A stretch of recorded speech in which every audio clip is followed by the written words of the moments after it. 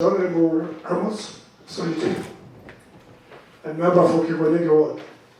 Mr. Speaker, I want to support my friend, Honorable Madeka. The issue of roads in this county is a joke. And even the statement they are giving us is very sketchy. The only thing I can capture in this statement is the apology, nothing else. Mr. Speaker, I think this House needs correspondence. When the department tells us that they had a series of meetings with the contractor, where is the correspondence for that? Because we need to have that. Mr. Speaker, it is very unfortunate that the way we handle contractors, the way the departments handle contractors in this county, is really worrying. We are not asking for favors, Mr. Speaker. I think it's only fair that the people of Kajiado get value for money. Mr. Speaker, I have a contractor in my ward who was fully paid and up to date. That facility has no electricity, and this contractor is claiming that he's waiting for other payments from other contracts for him to go back to the site and finish the works. Mr. Speaker, if this trend continues in all projects, then we have a problem. Mr. Speaker, it is good for this House to stand in solidarity to get justice for the people of Kajiado North,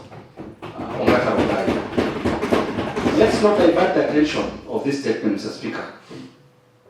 It is very unfair because in as much as he's talking about a contractor being paid, it is indeed true. Even this week, many contractors are paid even without beginning contracts.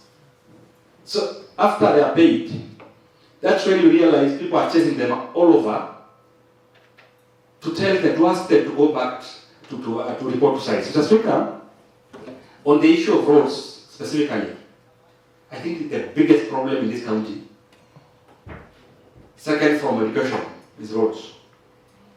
Mr. Speaker, I'm saying education because all my education projects have not begun. So I have a reason to say, I think number one is education, and then the second is roads. Mr. Speaker, the issue of roads in this county is there's no point of us appropriating money for roads because the machinery domiciled in that department are the one used to do roads in this county, Mr. Speaker. So until that contractor finish with a certain road in a certain ward, that's when they report to your side. It's like a favor, Mr. Speaker.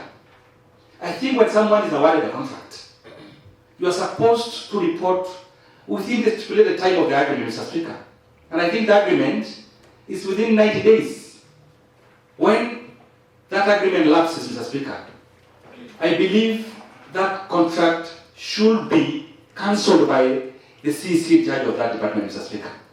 Otherwise, if you extend that leeway a whole year, we are talking about 2023, 2024 project, Mr. Speaker.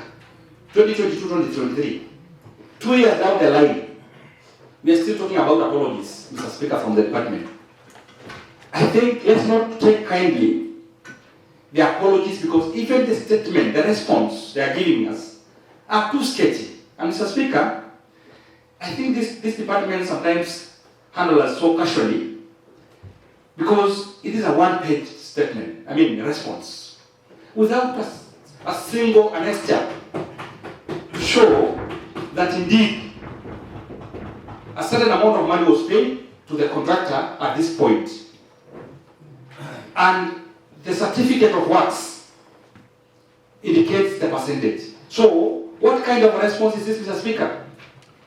I stand with my colleague that indeed we have a problem in roads, and I think we need to come up with a resolution moving forward so that the issue of roads is handled in a way, because every contractor in this county is looking for a road contract. The easiest way to make a killing is to get an award for any road, Mr. Speaker. So, Mr. Speaker, I stand with my colleague let's not divert the attention of this House that indeed roads has a problem. Thank you, Mr. Speaker. The Honorable Member